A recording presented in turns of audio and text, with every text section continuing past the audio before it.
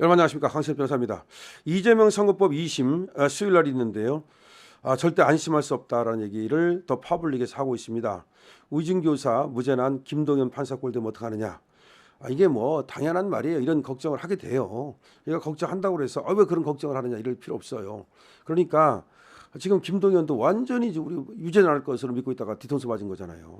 저도 김동연 이거 우진교사는 당연히 유죄 날 거라고 생각했어요.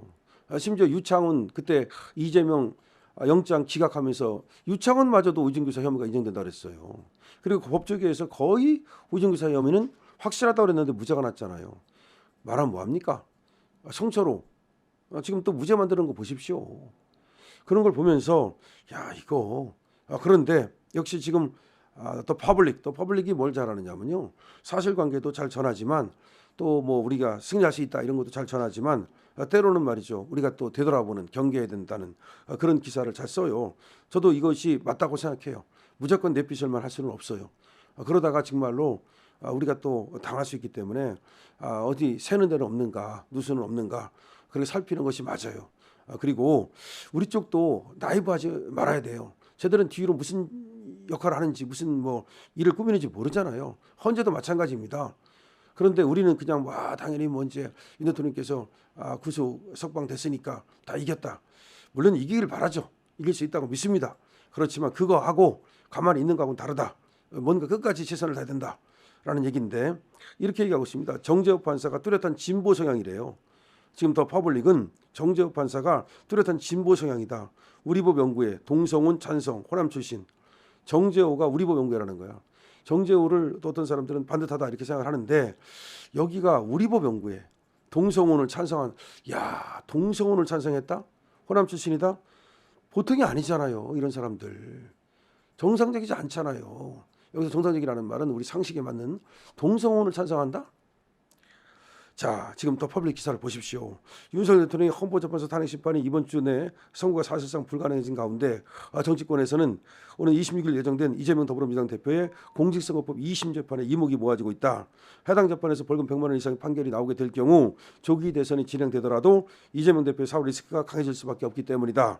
정치권에서는 이에 따라 이 대표 2심 재판부 구성에 대한 관심도가 높아지고 있는데 재판부의 성향이 어느 정도 이 대표 판결에 영향을 끼칠 수밖에 없다. 자, 법조계에 따르면 말이죠.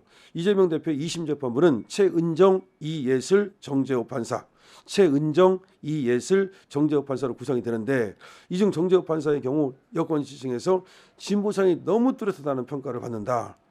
자, 서정욱 변호사는 18일 자신의 두 방송을 통해서 정재호 판사 이력을 전하면서 제가 볼 땐 판사 리스크가 심상치 않다. 정재호 부장판사는 매우 심각하다. 이 사람은 2005년에 동성 커플 간의 혼인을 위한 법 제정이 필요하다고 밝힌 바 있다. 자, 정재호 심상치 않다. 판사 리스크 심상치 않다. 실제 이 정재호 이력을 살펴보면 진보적인 행보가 뚜렷한 것을 알 수가 있는데요. 1969년 전라도 광주 태생인 정 판사는 진보 성향의 우리법 연구회 출신이고 실제 2005년에 동성 커플 피부양자 인정 판결과 동성 혼인을 위한 법 제정이 필요하다는 취지의 논문을 작성했다. 야, 이거 정말 우리법 연구회 거기다가 전라도 광주 거기다가 동성 커플 피부양자 인정 판결 동성 혼인을 위한 법 제정 필요. 정 판사는 말이죠. 이재명 2심 재판부에서 가장 선배 기수에 해당되며 정재호가 가장 선배라는 거지. 정 판사가 졸업한 살레시오 고등학교는 민주당 김남국 의원과 진보 성향 역사학자 황현필가 나온 학교다. 이 살레시오 고등학교를 나왔다는 거야. 살레시오 고등학교. 이 정재호가.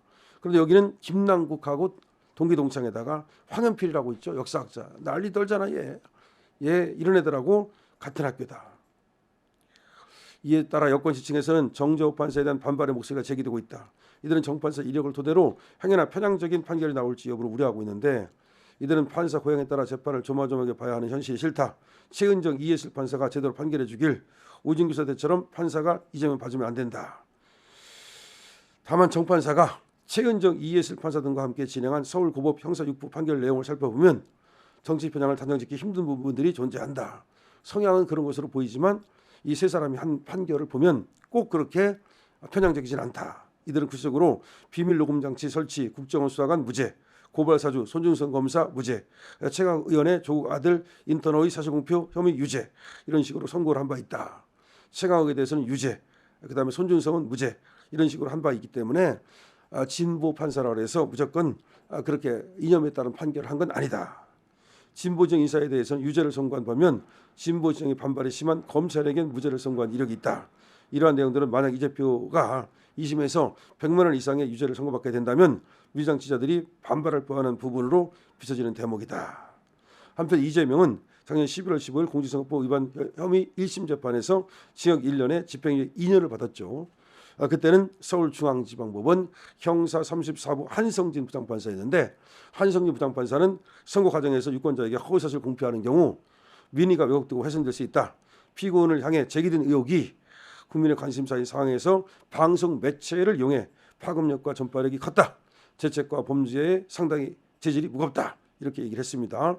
자, 이재명의 선거법 위반 혐의는 지난 대선에서 말이죠. 이재명이 성남시장 시절 대장동 개발 실무자인 고 김문기 성남도시개발공사 처장을 알았으면서도 몰랐다고 말하고 국정감사장에서 국토교통부 협박으로 백현동 개발발 부지 종 4단계 상영을 해줬다고 거짓말을 했다는 내용 등 이것으로 지금 1심에서 징역 1년에 집행유예 2년을 받은 거죠.